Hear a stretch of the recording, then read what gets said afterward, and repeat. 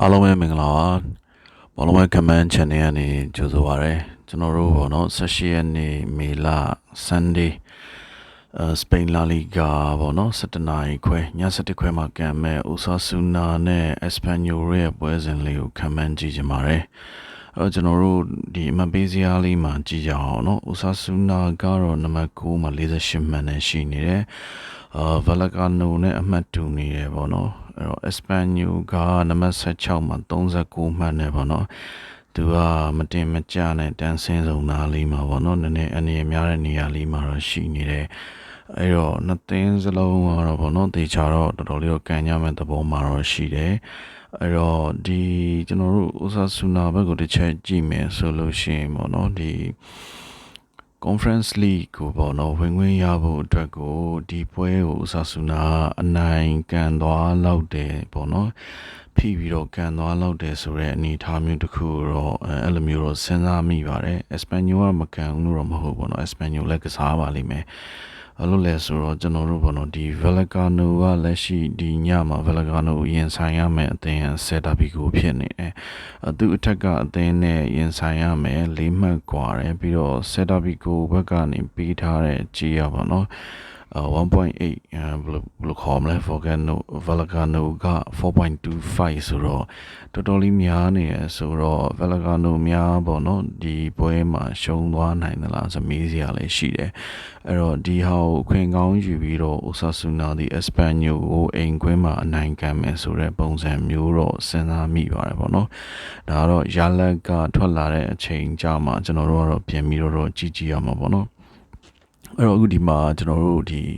wins battle ဝင်ကြည့်မယ်ဆိုလို့ရှိရင်ပေါ့နော်ဒီ W1 ကိုတော့1.863တရားမှာ86ကျန်30အမြတ်ပေးထားတယ်double chance ကတော့ 1x 1.215ပေါ့နော်ဒီဟာလေးကတော့ပို့ပြီးတော့safe ဖြစ်မယ်လို့ထင်ပါတယ်ကစားသမားတွေတော့ပေါ့နော်တရားမှာ21ကျန်50အမြတ်ပေါ့နော်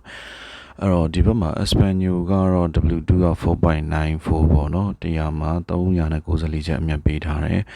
2x ဖြစ်တဲ့ double chance ပေါ့နော် Espanyol အနိုင်တော့မဟုတ်သေးဆိုလို့ရှိရင်တော့2.046ပေါ့နော်တရားမှာ140နဲ့ sorry ပါ100နဲ့4ချက်60ပေါ့နော်သူအမြတ်ပေးထားတယ်ဆိုတော့ကျွန်တော်ရဲ့ personal choice ကတော့ဒီပွဲကိုပြောရမယ်ဆိုရင်တော့Osasuna အနိုင်သို့မဟုတ်သေးပေါ့နော်တေးကြအောင်တော့ကျွန်တော်ကတော့ဒီ double chance လေးကိုပဲပို့ပြီးတော့နှစ်သက်ပါတယ်ကျွန်တော်နောက်တစ်ပွဲဆက်ပြီးတော့ကြည့်ကြအောင်နော်နောက်တစ်ပွဲကတော့ဒီနေ့ခံမှန်းကြည့်ခြင်းတဲ့ပွဲလေးကတော့လေကျွန်တော်ဒီDeportivo Alaves နဲ့ဒီ Valladolid ပေါ့နော် Valladolid နဲ့ပွဲမှာ Valladolid ကတော့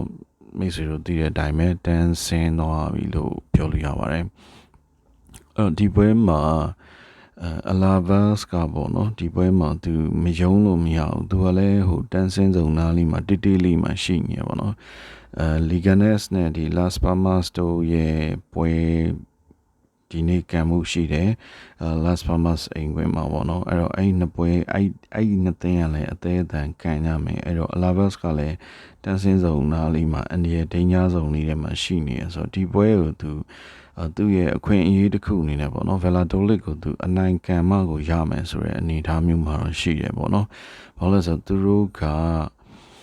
ကျွန်တော်ပြောချင်တဲ့အဓိပ္ပာယ်ကနောက်ထပ်ဒီတပွဲပဲကျန်တော့တယ်နောက်ထပ်ရင်ဆိုင်ရမယ့်အသင်းကလည်း Osasuna ဖြစ်နေရဆိုတော့ Alaves ကလည်းတိတ်တော့မလွယ်ဘူးပေါ့နော်ဒီပွဲ Valladolid ကိုနိုင်မနိုင်ရင်သူတန်းစင်းဆုံးမှာသူ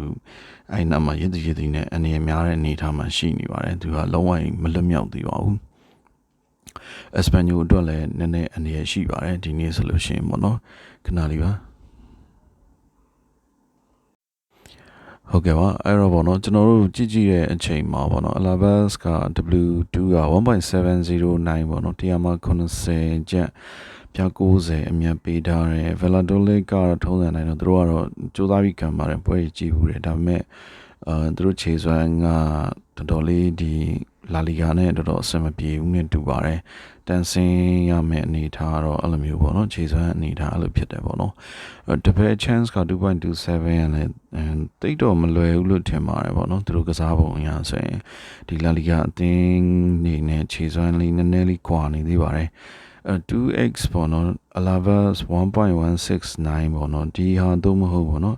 ကျွန်တော်တို့ဒါလေးကိုပဲပို့ပြီးတော့သဘောကျပါတယ်ဘာလို့လဲဆိုတော့ကိုကနှစ်ခွက်ပေါ့နော်ဒိုင်ယန်တစ်ခွက်ဆိုတော့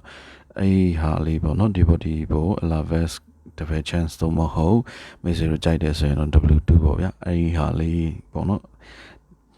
ဒီခွက်လေးတွေကိုသဘောကျမိပါတယ်ဟုတ်ကဲ့ပါကျေးဇူးအများကြီးတင်ပါတယ်ဗီဒီယိုလေးရှည်သွားမှာဆိုလို့လေကျွန်တော်ရဲ့ channel လေးကိုလည်း subscribe လေးလုပ်ပေးခဲ့ကြပါဦးเนาะကျေးဇူးပါ see you next video